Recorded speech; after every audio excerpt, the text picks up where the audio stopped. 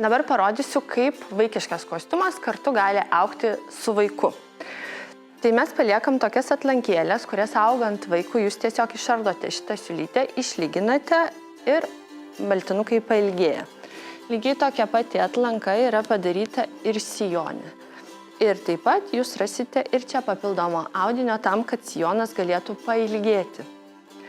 Vaikiškas sijonas yra pasiūtas su prakirpimu priekyje ir jisai slankiojasi, tai jūs galite padidinti tą prakirpimą arba pamažinti, tokiu būdu reguliuoti juosmens apimtį. Lygiai tas pats yra su prijuostėlė, juosmuo yra padarytas ant šniūrelio ir yra palikta atlankėlė viršuje, kad galima būtų prijuostėlę pailginti. Liemenėje paliekame išleidimo audinio ties petim ir šoniukose. Žinoma, yra ir vidurinėje dalyje palikta audinio išleidimams.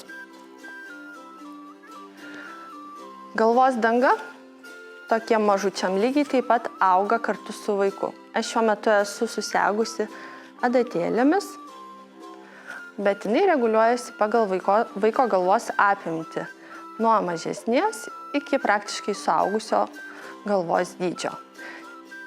Tokiu būdu galima įsigyti tautinį kostiumą vaikui, kuris tarnaus 4 metus.